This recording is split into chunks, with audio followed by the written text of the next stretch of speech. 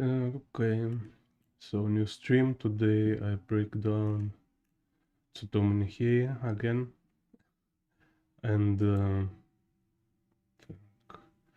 so here,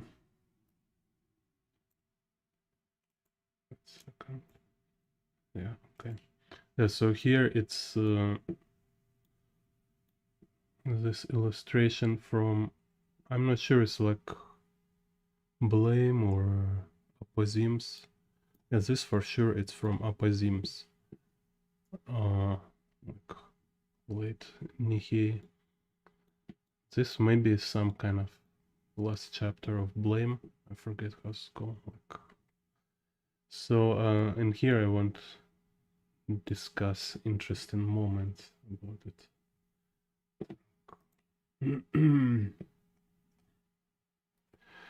So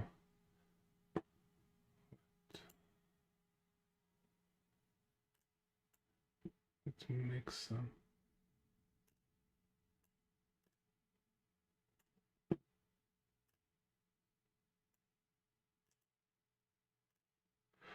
So there is compositional rule. It's like call snowman.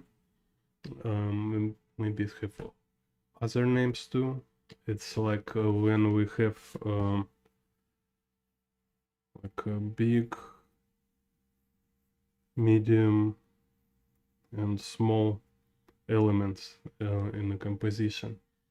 So and this is interesting because we might talk about very different aspects, like applying this rules, this logic to almost every possible aspect in the composition and illustration. So let's say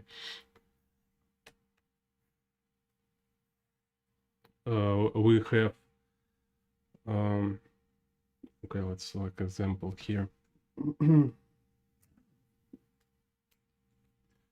So here we have this thing. I don't know, it's just some cyberpunkish sci-fi stuff I find in Twitter.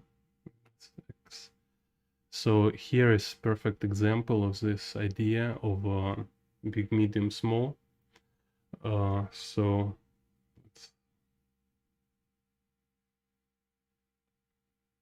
let's just make some quick approximation.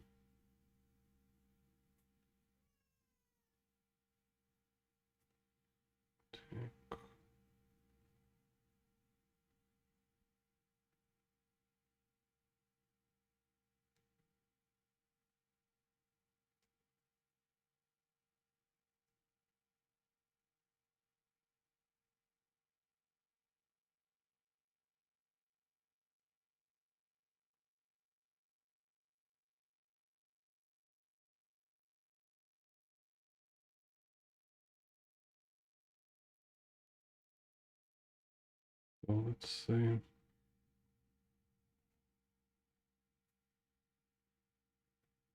like this. So this pieces, it's like stands for big in this case. So it's like big empty shapes. It's like they're empty, they're simple.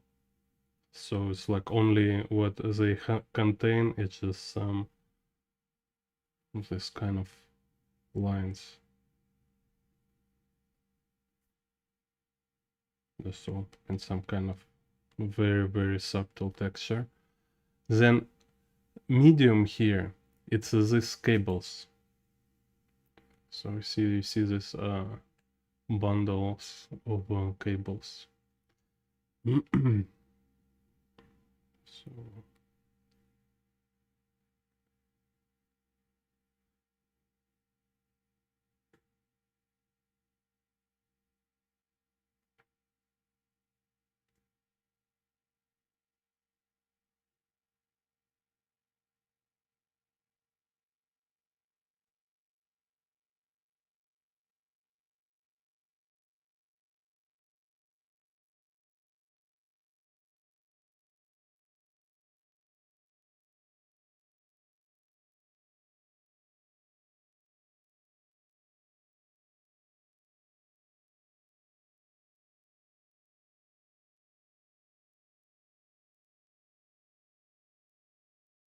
So we have this like let's say general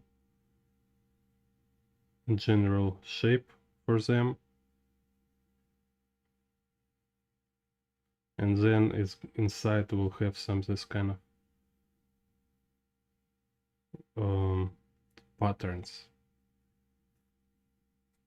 So also kind of important, some kind of hierarchy. Shape, then inside shape it's a pattern.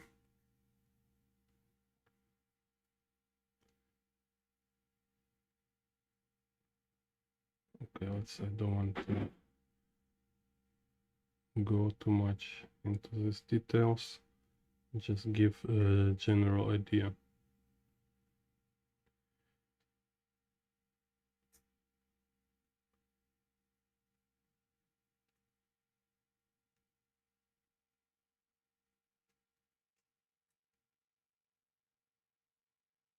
And this thing, it's also kind of element of this.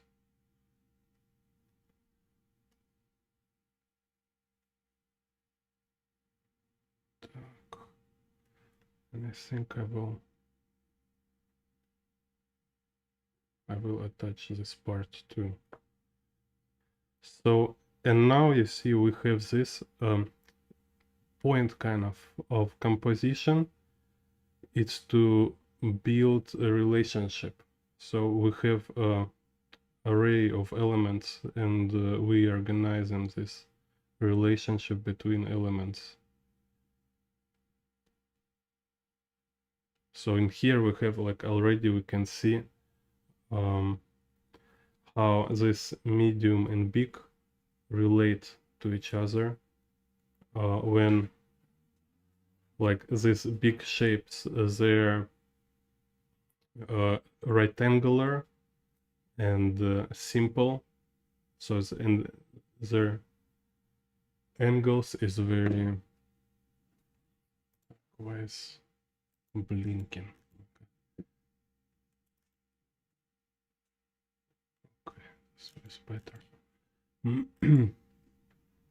So big here is rectangular and very simple, and medium here it's curvilinear, curved, and like have more details, but not so many elements. It's still like kind of almost all elements here. It's just curved line. So if we say like in this shape is just like rectangular pattern. I mean, it's like almost no pattern here. It's like too subtle. And in this shape, mostly is all about this. So it's like very repetitive. And now when we like when this artist he combines them together, you see it's like work like a contrast. It's a position of curved and angular forms. So and then third element here, it's this stuff, you see, and so this is more condensed, it's more elements, it's like I don't know how to say, like it's overwhelmingly busy. So if here we have like super quiet, here we have like, okay, now I start to be really busy, like all these elements here. And then this one is like overwhelmingly busy. So, and again, I will make it as a pattern. So, yeah, and the point here, point about pattern, it's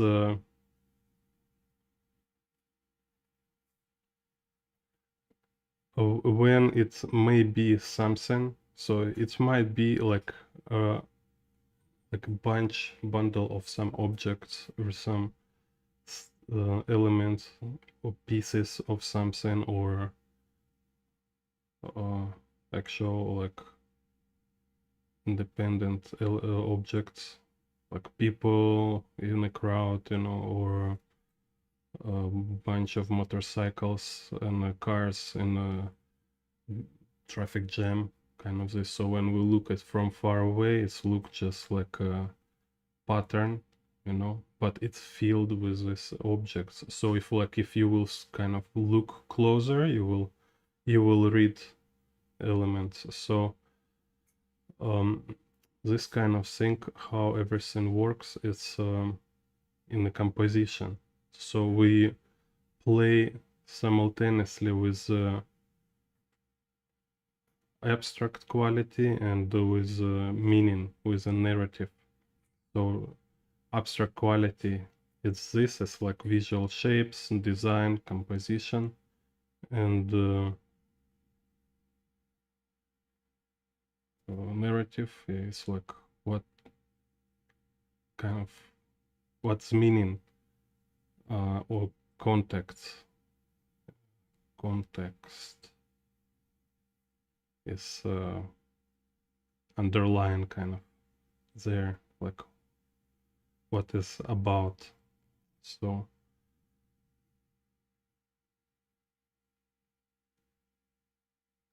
make some associations, or it's implying something, or it's directly narrating some situation.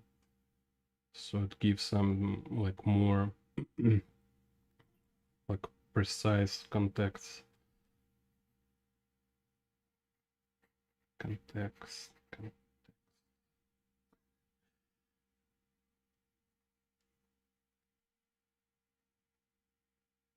So point is here is like very, very well established rules in the composition for making something like this, kind of sci-fi, cyberpunk, high-tech stuff, or any possible punk or busy, messy environments or designs. It's this rule of big, medium, small, or at least big and small. So and here how it works. Okay, again, so let me show here is another pattern, and I just kind of make some approximation of it. So it's like how it works. You can see it's so many aspects, so many way how we can apply this. It's about size. So it's like here in this example, big, medium, small is like size, right? So it's also about denseness. So it's like let's say empty, like about medium busy, and super super busy, super dense. So, and usually in composition, rule is use like very dense elements. They should be like a small part of composition. So it's like we're talking like shape wise, right? So we can see this very busy part, very busy elements. They should be like smallest area in the picture, and you can see it in all these great artists who make sci-fi. So medium busy will be medium, like just like amount, size, like a shape wise, right? And a big, usually it's should be like more quiet, more calm, kind of less detailed. Because this way we can like direct attention to some kind of busy elements, and it will be more easy to observe. This will not like kind of killing you with details, with all this noise. So we can see now, look here in Tsutomu Nihei, so the same principle. we have like a general forms, and we have like smaller forms, and we have details. So yeah, we'll back to, okay, we can start with this one. So this kind of interesting moment here. Let's say in an environment, interior or exterior, if we're talking about like from big or general and to small and detail, it's will be first most general. It's kind of, let's say, um, like if we have room, so it's form of a room. So it might be like this, like a box, right? Or it might be like something like this. Or it might be round, like a tower maybe, right? So it's like a round shape of a room. So second will be is like some big elements of construction. So it might be like stairs, maybe, you know, doors, this kind of stuff. And more farther we go, it will be so-called props. So we start to put some cup boards, paintings on the walls, flowers, lamps, you know. So it goes like a more to detail category. It's a prop. So we making it more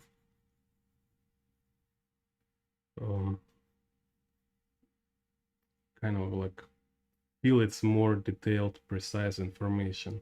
So, and then these props, of course, they might be like related to your story. So it's like what kind of props, it depends on like who is living on this room, what age, what kind of period of time, where is on the earth, in another planet, or maybe it's like interior of a spacecraft.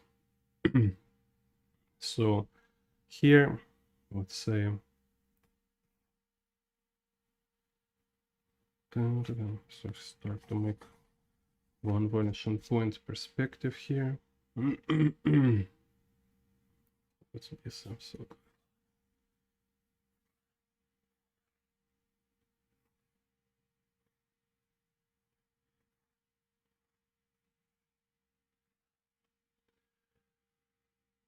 So here, so I look for this like most general form of a space, form of this kind of room here. So what is this general shape?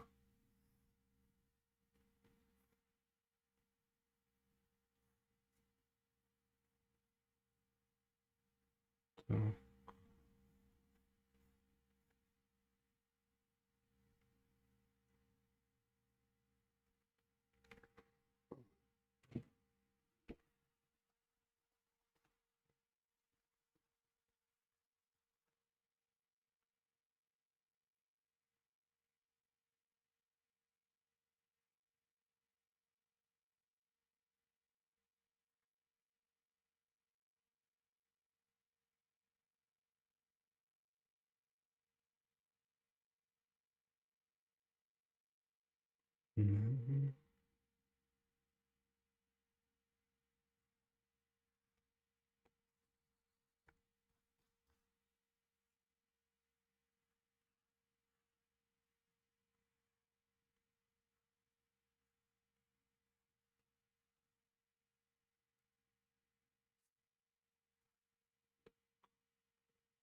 So here will be vanishing point.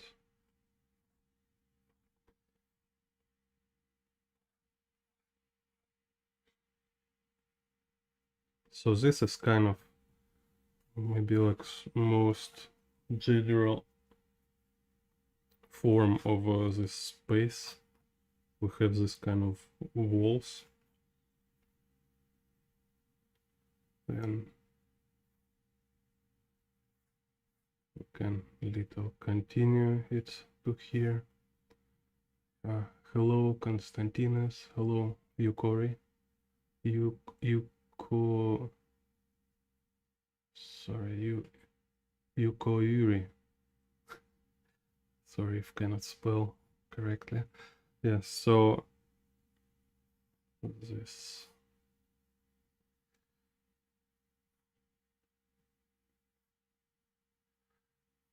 No, anyway, like maybe it's impossible to make it perfect. I don't like intend to make it really like to find like absolutely perfect understanding of this. But important here is this approach. It's like ability. You need to have the skill to be able to break down in like this sequence from general to detailed, because this way you have like most control over design and composition. So let's say this kind of space goes this way, and then I start to like add these carvings here. So we have let's this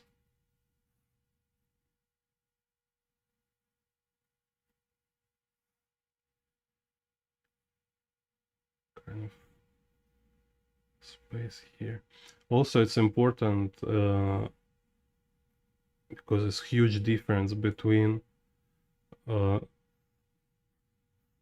this approach when you like look at space as volume, like you want to make sure you understand space, you understand how this form of this space.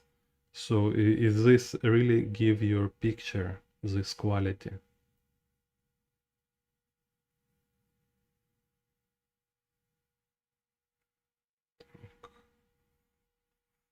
And if you don't think this way, like you might just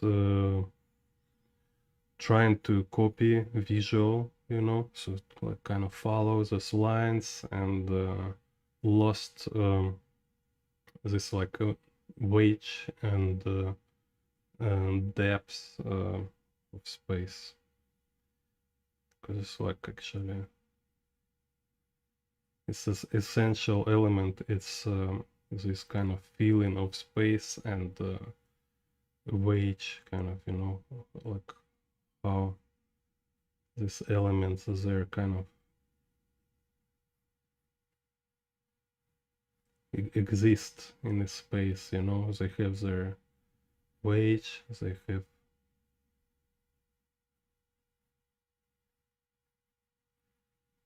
like they have their let's say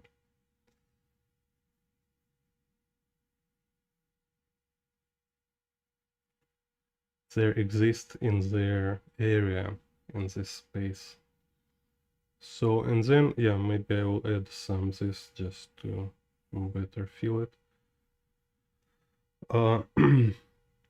So about like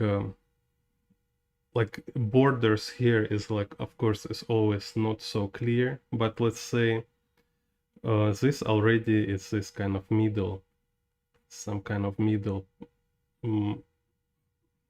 let's say middle parts, middle elements in this composition. It's this like pillars and big pipes, and also like a figure. So let's say, you see, I kind of attaching them to this walls of this space here. I believe it's kind of how also teach 3D modeling. It's like you start from general shape and then you carve or attach to it, and in the end, you start to put props, and in the absolutely final stage, you will start to make this kind of small tweaks, or let's call it like I call it like doing makeup, you know. You start to make this some half tones, you start to make this like small alterations, textures, this kind of things.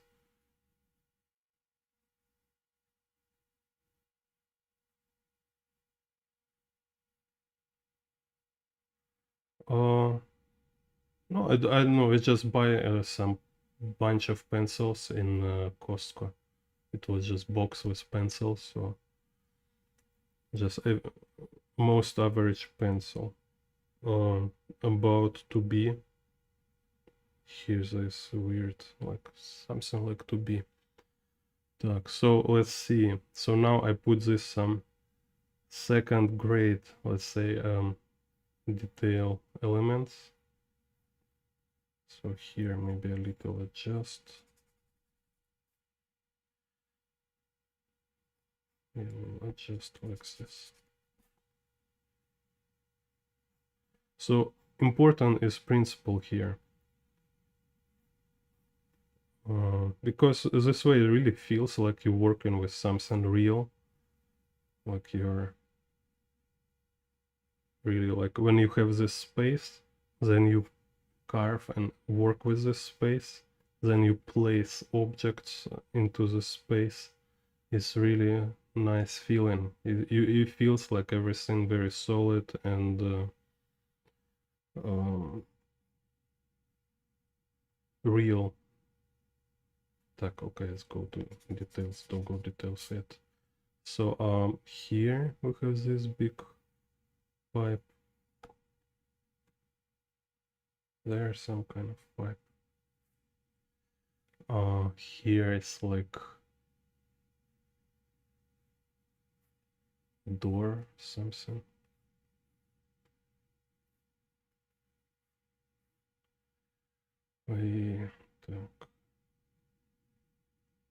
And here we see this like kind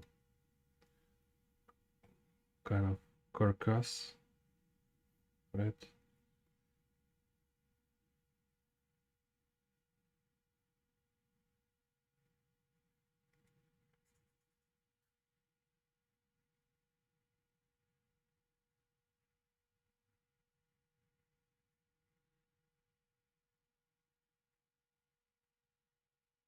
Mm-hmm. So this kind of, I think it's like door here. So carcass here.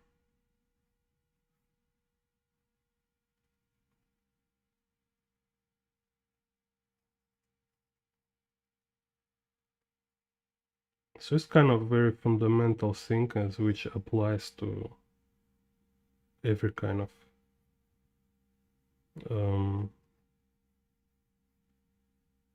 every work you might doing.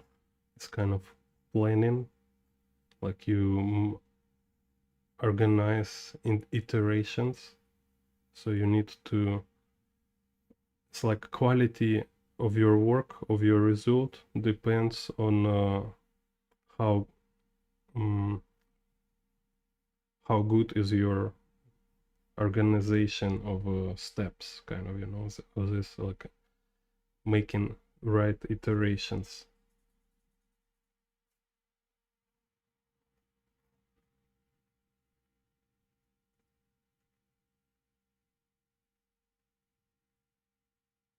Yeah, so this kind of think about like falling into details immediately and not being able to see, or like lack of discipline, you know, to work with like sequentially from general to small.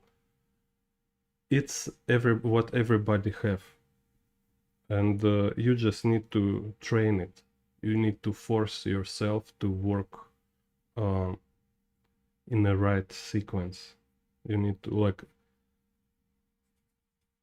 like now, like what I'm doing right now, for example, for demonstration. It's same way you can take somebody picture, or you can find some reference for yourself and try to build your own picture following exactly same sequence. You start from establishing space, then you start to put some general elements like this,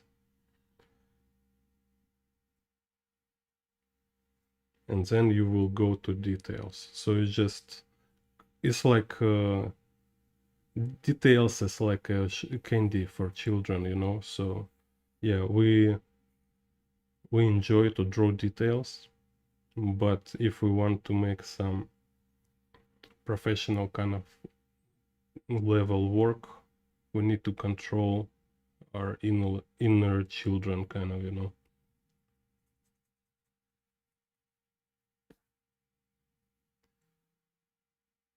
So like being little parent for yourself.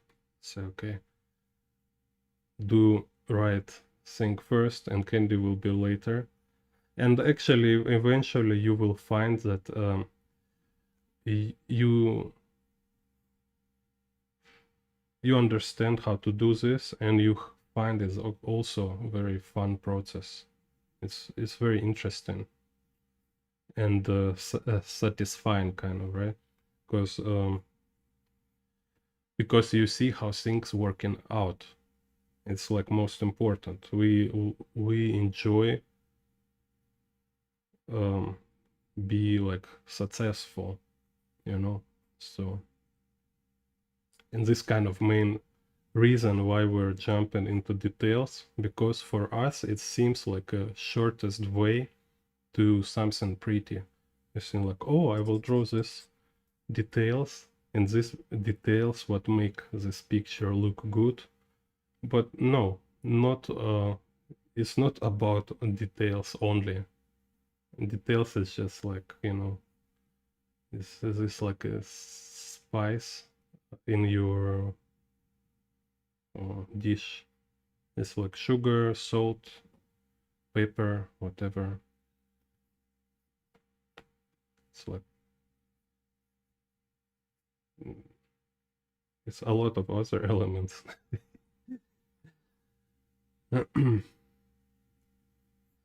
Okay, so now I go to details. So say this is general things, right?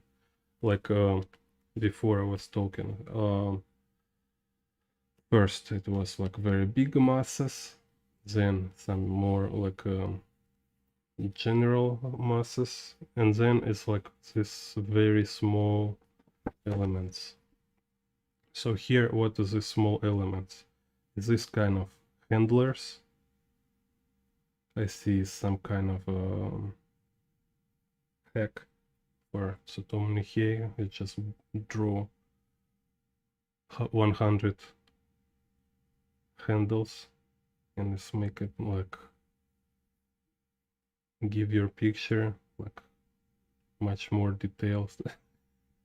Okay. So then what we have, yeah, and then let's go with these cables. So these cables have some kind of this nodes where they connect. So this kind of node here, this kind of cables. So when you also break down this way, yeah, it's a fastest way to learn from a master, again, they say. Because point when you copy master work, it's not only like, oh, it might be like super like a blatant copying when you just try and copy without any theory behind. You just like, oh, I want to copy him. Like, I have no idea how he made this picture. I just trying to learn in the process. Or other way, when you actually know, you know exactly how he work, or maybe you have some work in theory, some system you want to practice while copying his work, so you can actually like practice applying of this system, kind of this art theory kind of. So here is this kind of situation when I practice this three, like a snowman rule, like with the three I don't know how to say, three sizes, three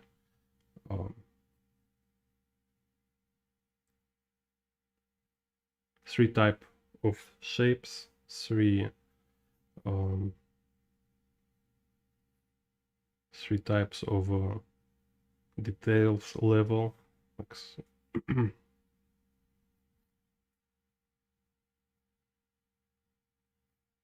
snowman rule. Anyway, I can change her ears so she more like feel like zero gravity here. And a lot of this different kind of stuff actually. And I can like add something, you know, like a flying bolts.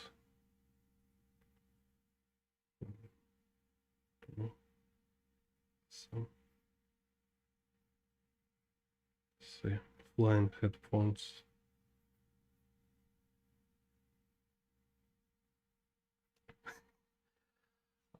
Anyway, this kind of in pencil, I go a little too far. It's not necessary to draw so many details, but just for demonstration. So, and now it's very easy to go to ink.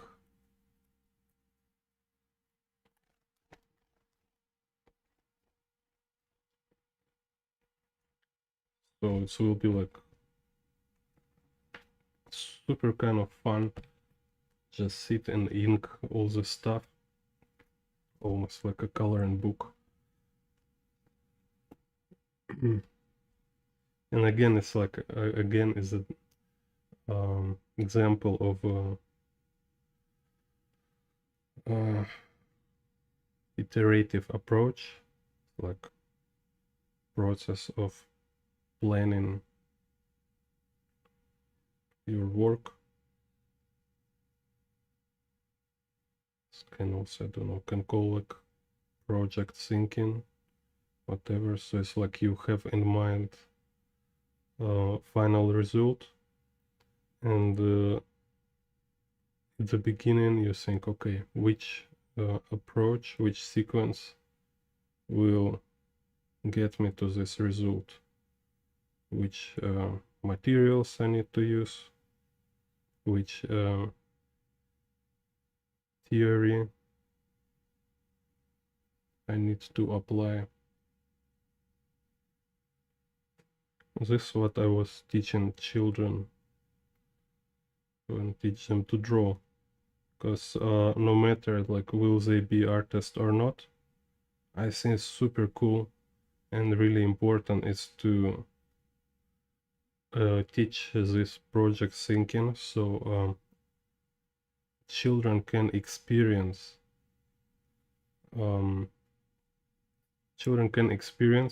how let's say, yeah, like right sequence will get you to desirable result.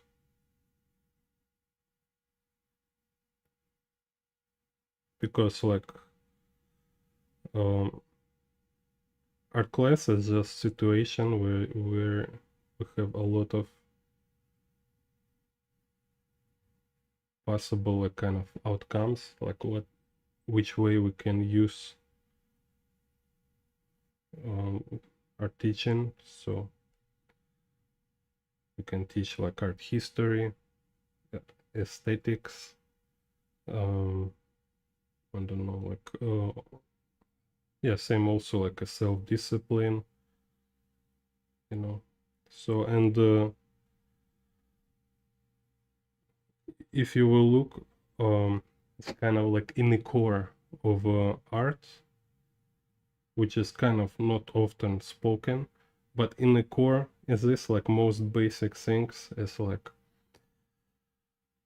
uh, it's just understanding of functions and sequence.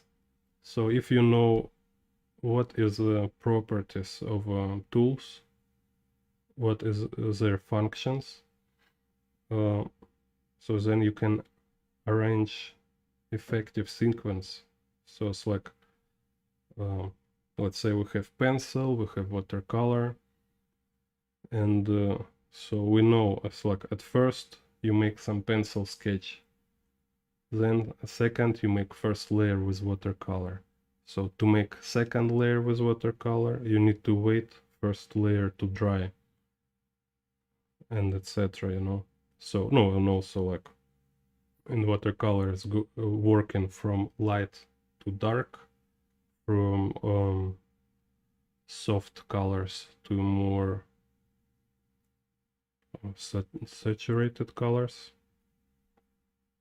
and etc. etc. It's just this knowledge how material works, and when you know it, you know which sequence is best to use this material.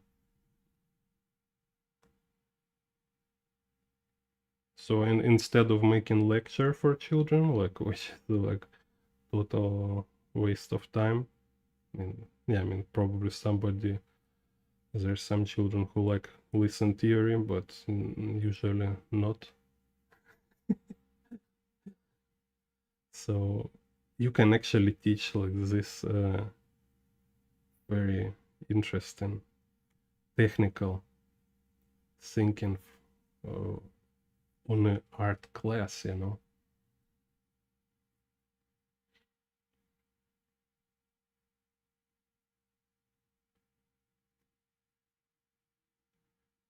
Which is like very universal and important, essential skill, like how to break down your actions so they will lead you to result you want to get to, you know.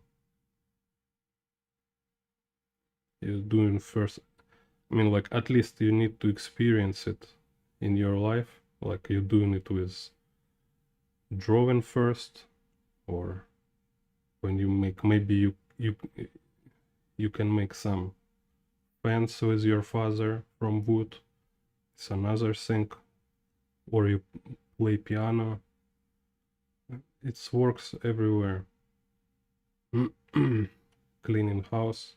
So for me, like when I was really get into drawing, and it's just like I really start to understand how cool is it, then I just start to project drawing process to every other process. So I start to think like, okay, clean house is actually like a make illustration, because like first I have this dirty house, oh not dirty, let's say like messy, like you know, unpleasant environment kind of, and I have in my image I want to clean house, I want to like a very comfortable nice space, and then I clean, so it's like three-dimensional actual reality painting, you know. And when I start things this way, it's like, yeah, for me it's super fun, and it's absolutely correlates with my artistic lifestyle. Same with cleaning dishes and anything, you know. It's just you think like, okay, yeah, being fit also is like, okay, I want to look better, so to make myself look better, like, because I'm not an image on the paper, I'm a physical body kind of, right? So there is other tools, other means how to shape my body to make it look different. So we go to these tools and change ourselves. But imagery kind of is same like if I'm making art, you know. So I think it's kind of interesting moment here. If we start to learn in something, it give us some connection to reality and develop our brain. So it gives this foundation on which we can attach in everything else.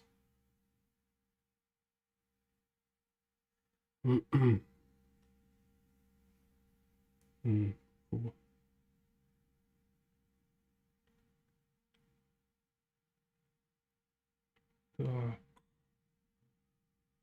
Yeah, so you can see here how he like just adding these details.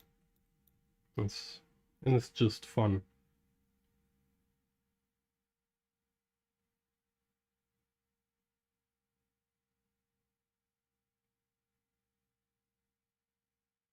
Yeah.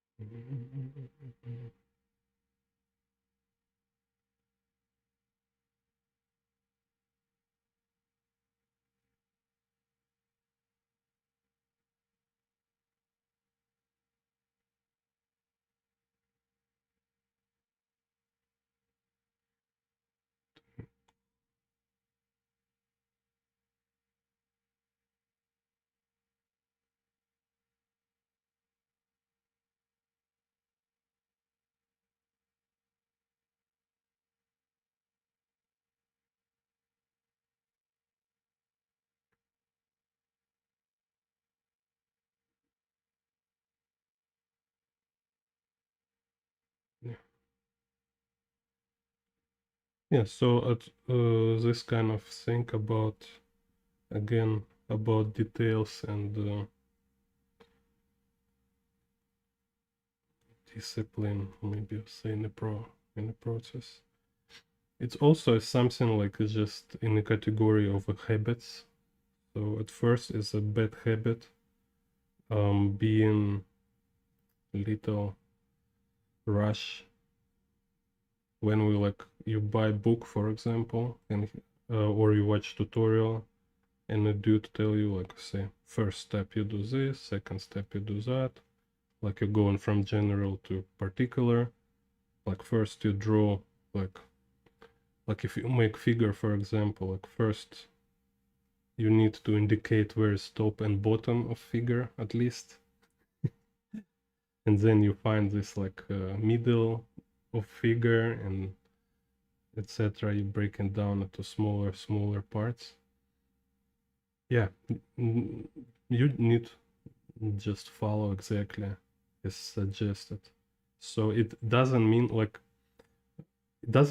you now you sentencing yourself to draw exactly this way forever. No, it's so funny. Like when you're beginning artist, you see like when you draw one picture, it's like you, I don't know, it's like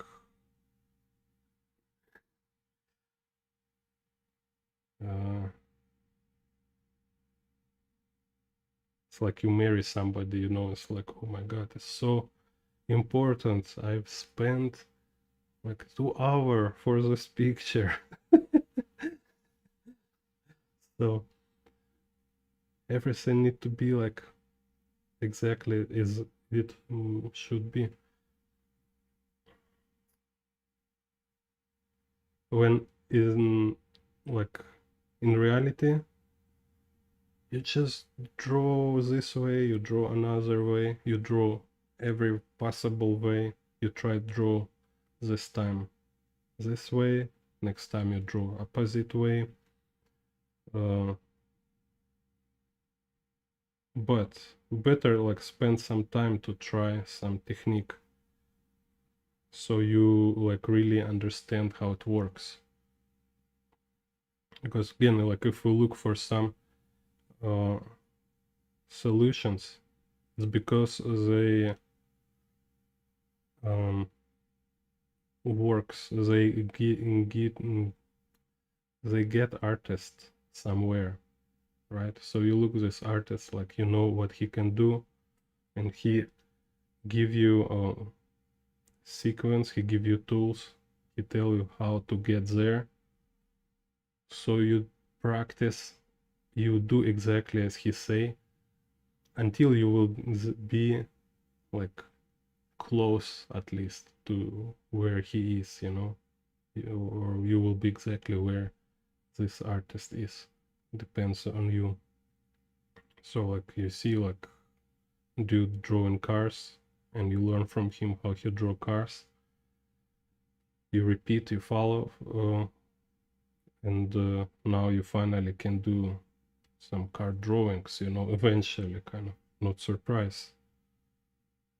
But then if you say, okay, now I want to draw boats, okay, switch for boats, no big deal. So, but at the beginning, we're really like so rush and like we start to questioning things even before we really practice them, you know. It's like in the process also like, oh, I'm not sure this technique is really fit to my personality. It's like, I guess I'm more intuitive person, so I need to find my way how to draw stuff.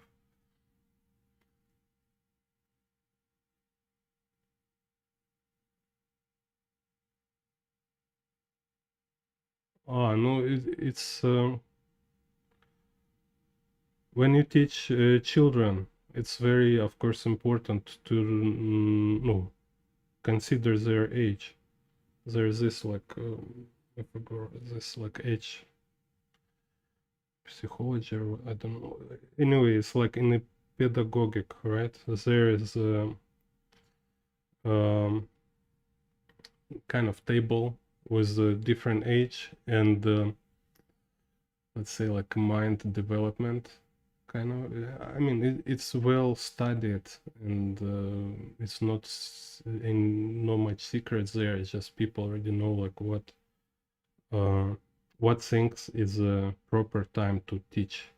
So like I say, like for example, just for general example, like you you cannot teach children perspective.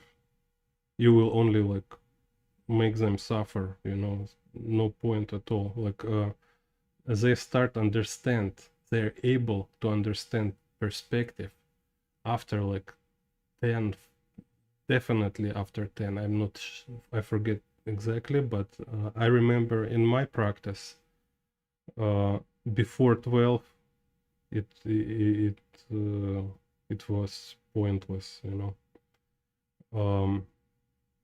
So you can make you kind of, let's say, you can direct children to point where they will draw something look like image in perspective, but they actually don't understand perspective. So this is teacher must to know, you know. So it's different from like piano or dancing or I don't know, like kind of sports when it's like can be start very early. Art theory is very difficult. No, it's it's very complex. It's really require its own time. You cannot teach perspective for children. So Same with, you know, composition and all the stuff is children don't understand abstraction. They're more like into like objective reality around them. If you will talk about something like, you know, like a mathematic, so perspective is like mathematics, you know, you don't teach like children like this like mathematical abstractions. They will just like, what the hell are you talking about? Like you like speak like a alien from other planets, like total nonsense. Just so you, everything should have their time.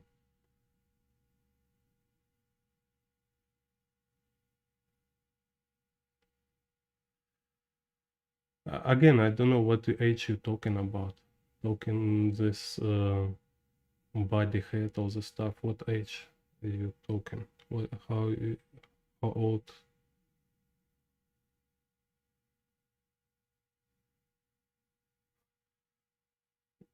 No, tell me what age. This kind of a problem, like you cannot say what is complicated, what not, what is not. It may be easy for you, but for a 5-year-old, it's impossible. You know, it's not like kind of like, oh, it's obvious everybody can do this. No, something is just absolutely impossible. You know, they like I don't know how to say it's like, oh, I I forgot like science, all the science behind, but um sometimes they practically cannot see stuff. 7 years. No, it depends, you know. So again, it's this is kind of visual thinking.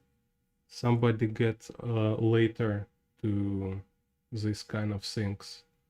So again, you know, maybe for some reason, uh, she in 7 year for her is difficult. So um, you need to see like how to approach children. So this kind of point here, right? Like you need to understand on which stage of his understanding of certain concepts, and then you will know how to serve some ideas to him, you know. So if maybe for her it's too difficult, you know, like so many adult grow up people like 30 plus uh, in like let's say like in a visual, if you will look how they draw and if you will try to teach them, they're really like on a stage of children, you know. So but they will learn fast, they will learn very fast. So same, if you see something is too difficult, don't need to push, it's not so important. If it will be reasonable, like it's kind of normal time to start art at 16. Like later you start, like faster you will learn, improve there. It's kind of very professional thing actually, you know, to teach this very specific stuff. So if it's not work out, don't need to push it for sure. It's like I was talking to parents of my students. I was talking always. It's consider it just like a communication. Like you can buy some pencils, like whatever, sit together, draw with your children, right?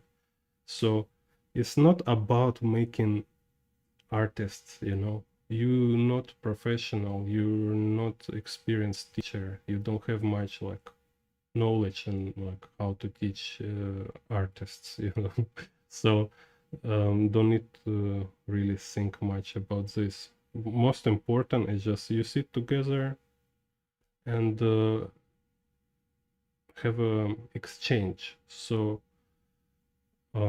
most importantly, I think is like give this concepts of basic things. So it's like we have a problem, right? Or can you ask about this? Like, can you verbalize, like, what do you want? So can you communicate what do you want to do? And you sit and you communicate with daughter or son, whatever. So like, what are we doing? What do we want to do? Like talking maybe about food, whatever. This is more important than teach how to draw chibi, is just to give this adult communication with children. They need some feedback and information from adult people. Yeah, great. Yeah, yeah. So just this kind of my point here.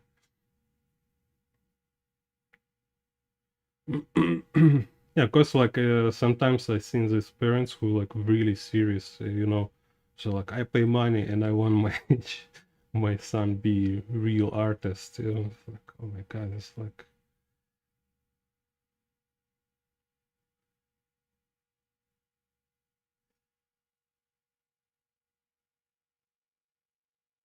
yeah, nice.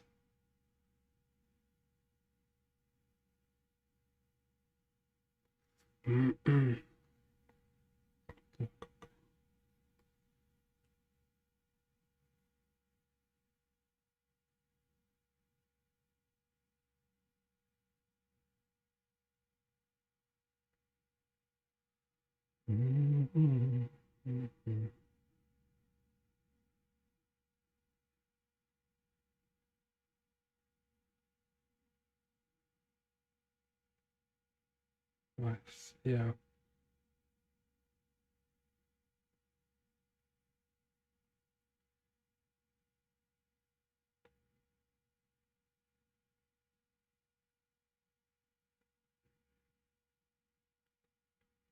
Yeah, my mother was work with kindergarten, was director of kindergarten, and like she telling me this stuff about how this like uh making art like this like forgot English how to say, like a small motoric is important to develop in brain.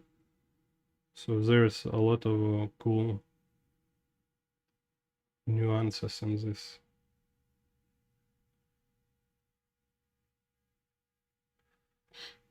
Yeah, so and what I also want to say is it's really important to have this like good experience. So when like in, for example, like in drawing classes, children happy with the result or with the process, uh, it's most likely they will remember lessons, kind of, So if like, for example, like I have a boy who want to draw like a sport car or cool motorcycle, and I show him how to draw cool motorcycle, he very happy, he go to show it everybody after he go home, and he draw motorcycles all the time at home. The next time he come to ask like, oh, how can I draw truck? Okay, let's draw truck. Then we draw like Santa Claus on Harley Davidson and stuff like that. So because you teach this sequence how to draw, what is a process which will get you to this drawing, and then when we get this result, our brain will automatically fix it. He will like frozen this experience and he will say like, okay, I need to reflect on the whole process. And he start to like making this like cycle. He come back, look, okay, first I did this, second I do that. You will sleep and your brain will again remember what he did to get to this result. because he very happy with this result. So it's like, how can I repeat? Because it's kind of emotional reward, and brain want to repeat this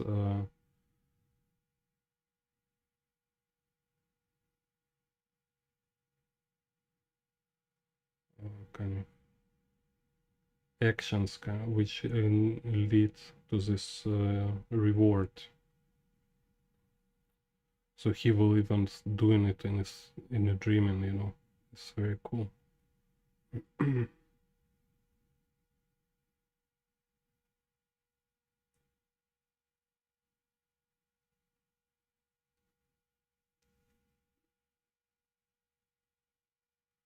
Also, is talking about is the way how to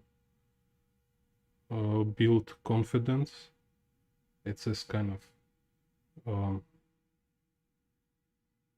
no, practically it's the memory of success. So you got success at something, and this make you confident. So like, wow, I can do stuff. So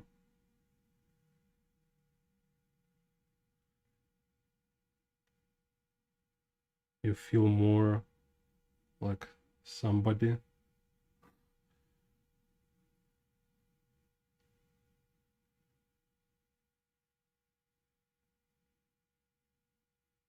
So I mean, like, it's just if talking. There's one thing is like when parents just cheering up their children. It's one kind of confidence, right? But then I think it's like natural change happen when children grow up and there start to competition between each other. So then parents cheering up don't work anymore. You know your parents, they will always tell you nice stuff. I mean, it might help you go out from depression when people tell you nice stuff, but it doesn't help you to win in a competition. So you will, like, children will have this kind of lack of confidence, you know. So like, oh, like very shy, like, because they're afraid of school. They're afraid of failure. So he not sure he can do something. He doesn't have experience of successful achieving results in something, right? So he not sure he can get to somewhere, so he will feel unconfident, and in he will, like, what's called stress, in a stress of being in a situation when you will be humiliated. So it's like you try to do something but you fail, you know. It's like, oh my god, I don't know, should I try? It's like being humiliated became like real hell for teenagers in this kind of age. Again, I'm not sure what exactly age it's. You can Google. There's definitely some kind of precise, but I mean, you can see it. You know, when it's children's important for them to be cool, kind of, you know, maybe like 10-year-old or 9-year-old, something like this. Children start to be like social, you know, they're making these groups. So it's like, oh, you're not our friend, you're not cool. So like this. So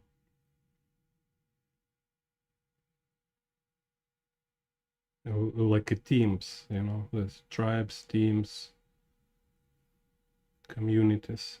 So when this age, when they start doing this stuff, yeah, then it became about status. They compete for status, like what other peers think about them, like they respect.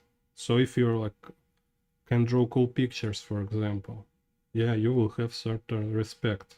Maybe they will say like you look funny, you're not like good in the basketball, but everybody know you can draw cool pictures. Like not everybody draw like you. So should be something. Somebody maybe just beautiful, like a pretty girl, or like a handsome boy, like so kind of he for this reason, like like a classic kind of, I don't know, people different. So it's I think this kind of handsomeness is for me it's also in kind of category of uh, talent, maybe like a theater or like an actor or business people, you know, because they have this kind of guts and confidence. They can like speak like friends, this kind of stuff. So if we manage for children to be good at something, it protects them from stress. Because yeah, like somebody say, it's like stress is not when it's something hard to do. Stress is when you do nothing, and you know you can do something, but you are not doing so. And yeah, children don't do anything because they're afraid of failure. So we need to help them build this confidence by getting to good results.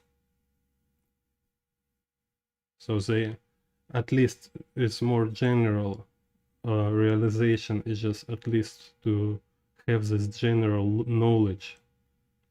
I did stuff, you know, I kind of,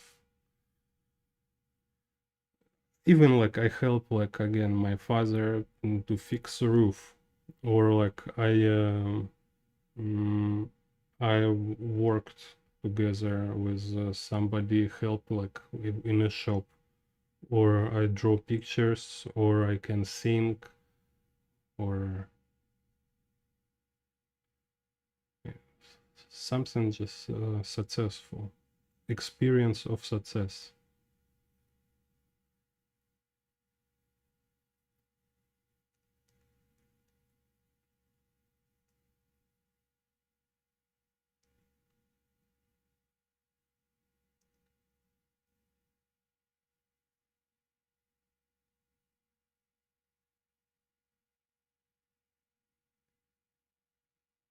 Because I mean, it's so cool. Like you make a roof, you fix a roof in a house, and this roof, it's always there. You walk in, you look on this roof, and you remember you contribute to this, you know. So I often see this kind of weird thing when parents protect children from responsibilities, you know. So they're like don't do anything, and they grow up like they're so like timid and nervous because they never do anything, and they don't have kind of this trust in themselves because nobody trusts them do anything, even it was come from like idea of taking care of children. So like I don't want to burden them with some kind of mm, boring activities, you know.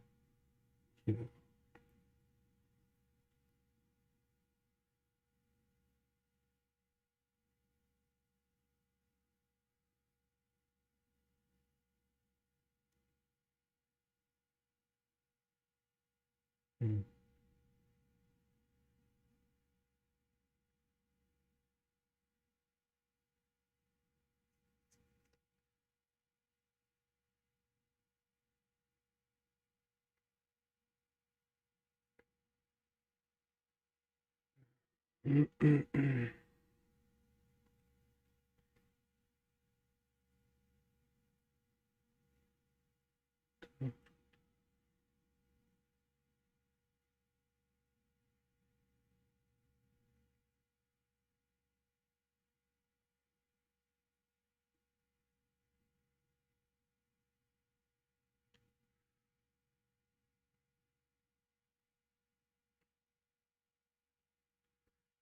Maybe also, like skills like telling funny jokes.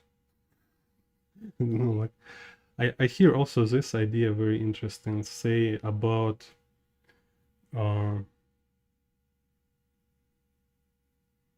it's a good sign if other children like to they kind of feel it's fun to spend time with your children. So it means like he has this kind of skills um,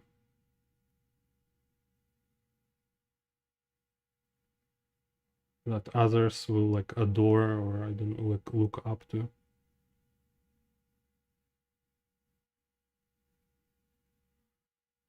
And sometimes it's even might be just like physical conditions. So like me at least is kind of funny example too. But when I was in a school, yeah, there of course is always uh, popular guys was guys who have like a six pack in the school. It's like wow, so cool. So it's like young athletes, and I mean it was definitely not this time when they it, it not will come from influencers or something. Is just their parents was military, so somehow they have this kind of great shape.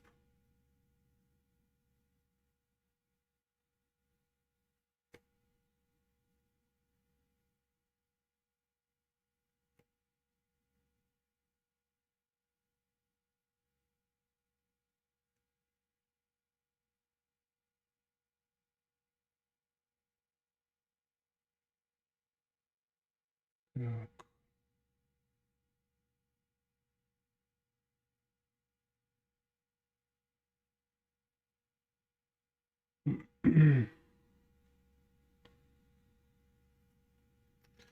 And me, I was in a school like a draw in my classes, like when I was during class, too boring, so I was always draw something, and I was invent game. It's like drawing Mortal Kombat.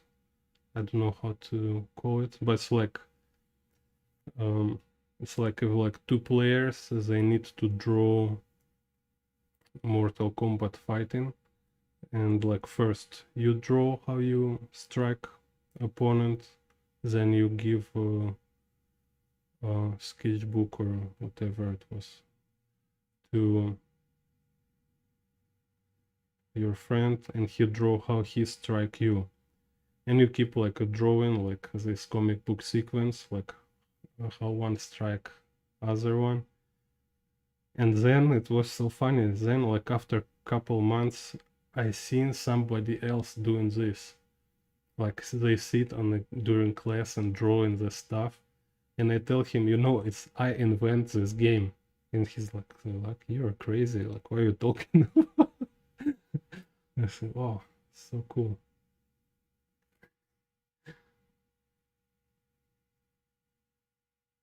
Yeah, it was like Mortal Kombat 2, I think, on the Sega. So, but we were drawing just like stick figures, like maybe with a hat or bandana.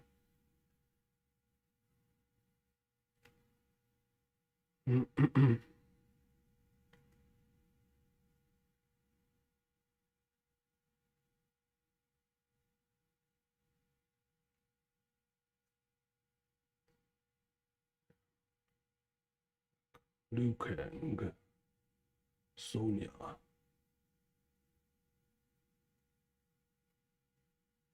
Fatality.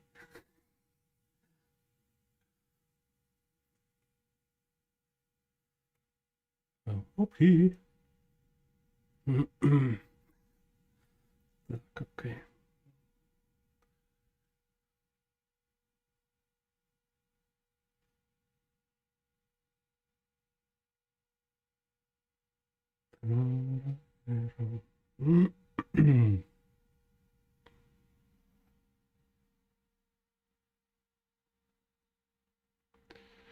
Так, here, stuff.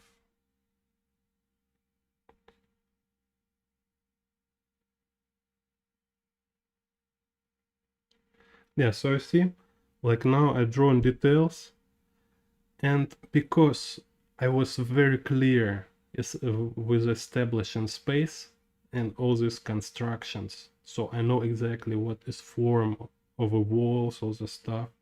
So now when I draw these elements, I know exactly how they placed in the space, and it's a huge difference. It's like very, very important, very different when you start from detail and you just draw detail, and the result is very different because when you establish space, it will really feels like it's volumetric. When you are not establishing space, you might lost it completely, so it will feels flat, like a cartoony, you know.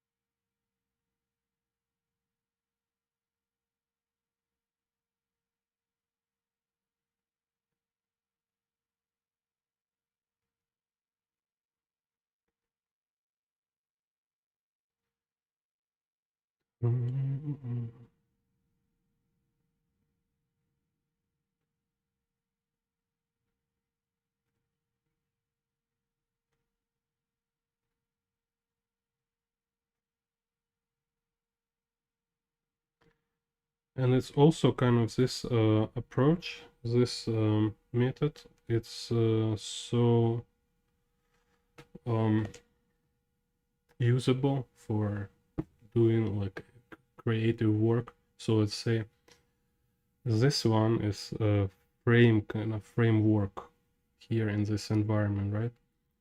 And you can find such a framework. For example, like it's a framework of a motorcycle. It's have like motorcycle have this frame, you know, like looks something like this too. So you can literally like use motorcycle frame as the base for your environment drawing. And I think is actually what Tsutomu Nihei is doing. He always been like repurposing this objects from real life, repurposing them in something which is like in the context of cyberpunk or sci-fi.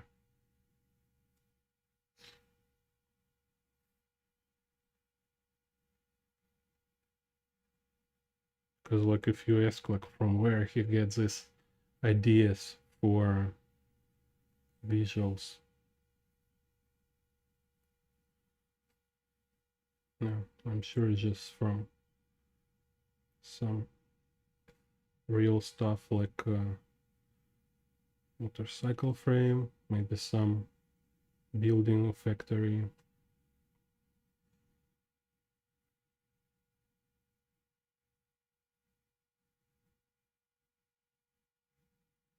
Engine.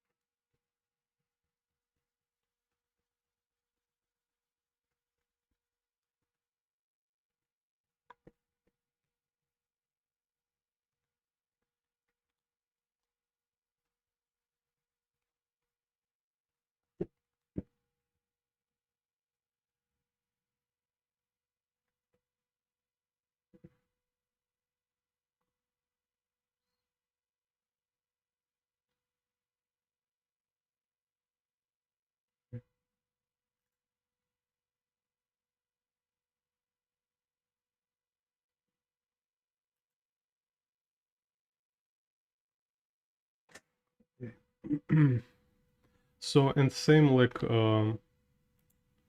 with details and proportions, there's big, medium, small. It's also about um, shading.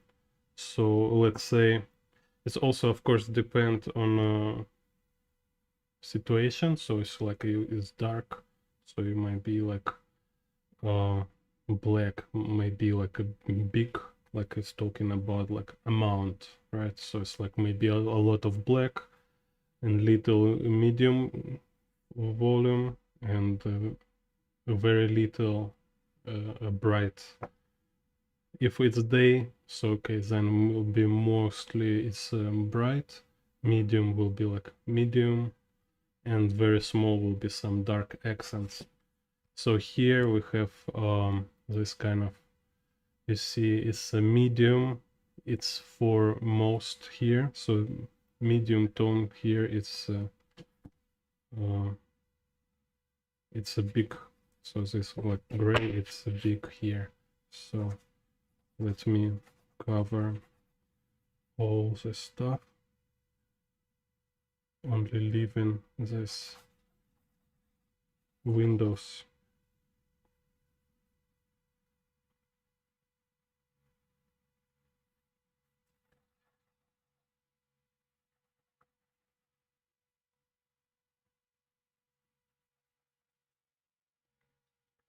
Also, this big, medium, small works for colors. So it's like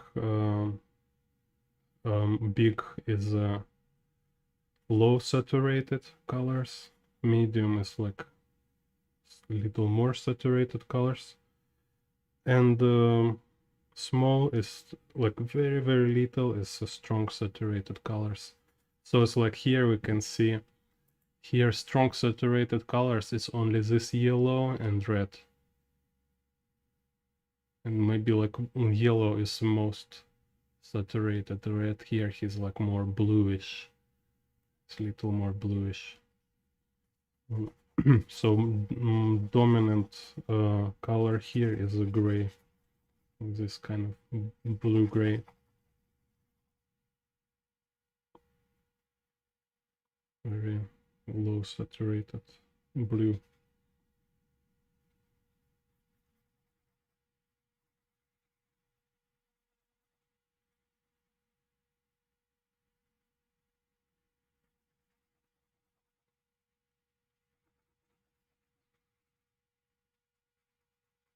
I will do only grays, so no colors. Chat is lost. Okay.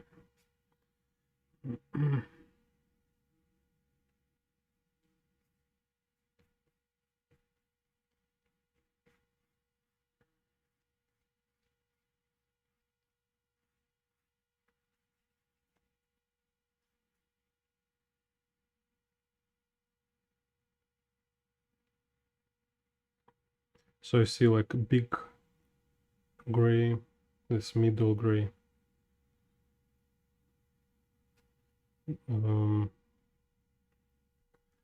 Then small is like this bright here, and the medium will be a little darker gray.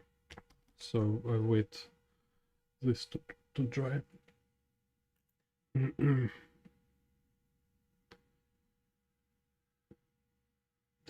Where's chat? Chat is lost. Ah, here. Oh, okay. Ah, cool. Yes, thank you, Corey.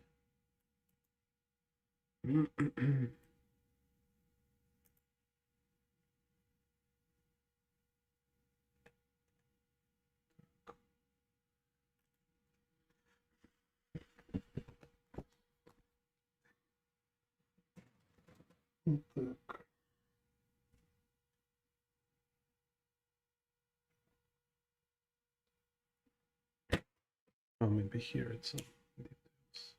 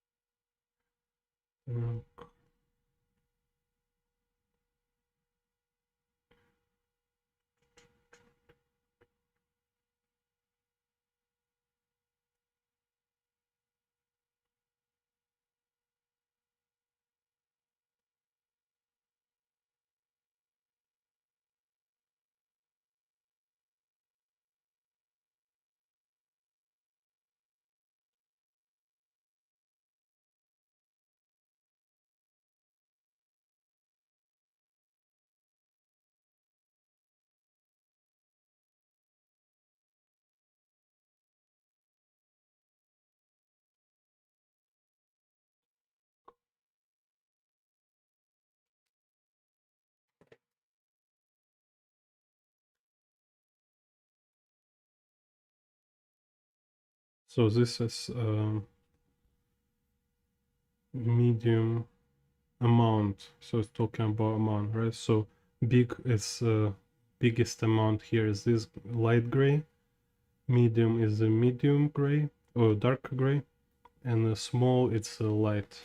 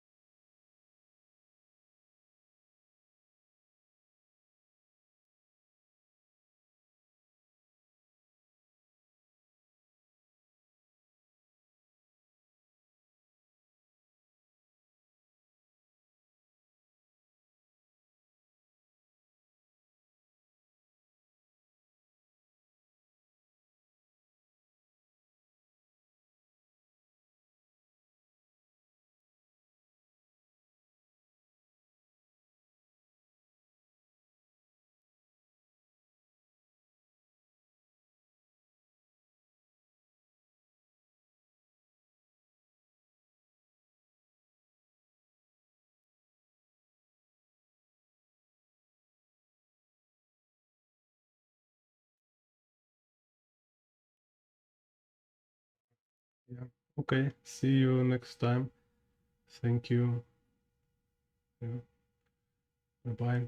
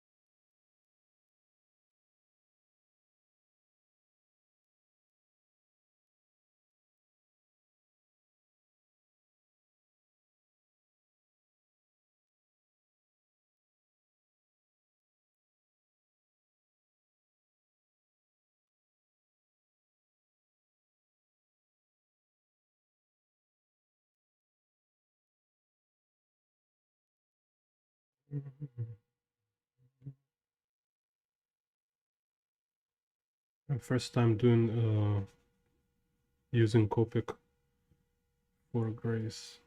Actually, it's super convenient.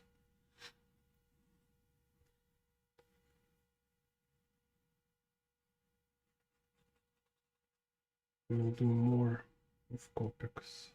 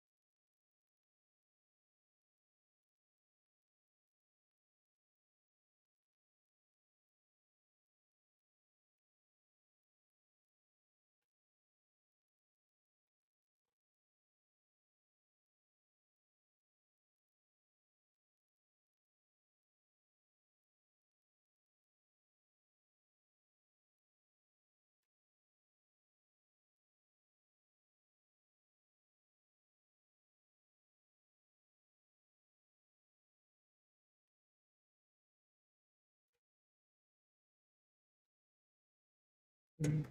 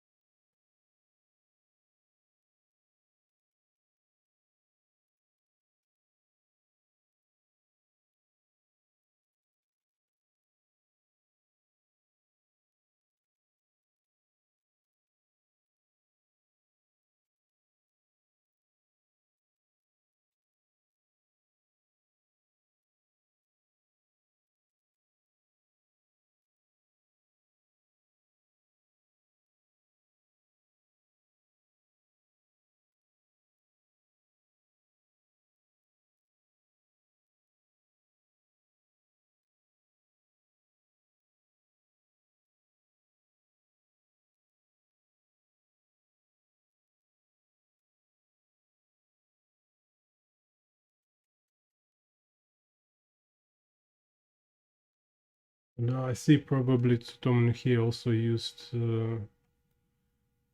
Copic here, if it's not digital, but it's so cool how Copic looks similar to digital.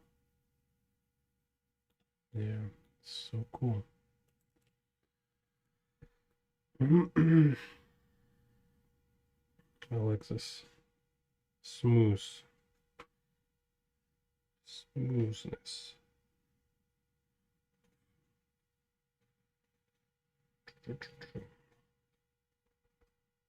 It's hard to make with watercolor. It's kind of smooth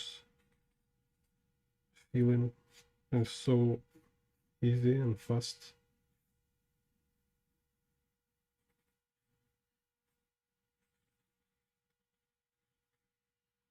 Yeah.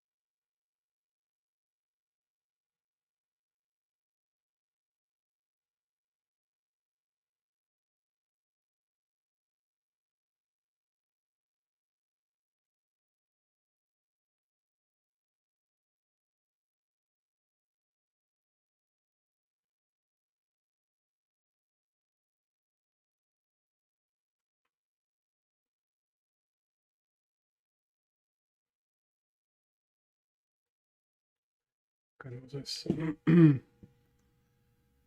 Так.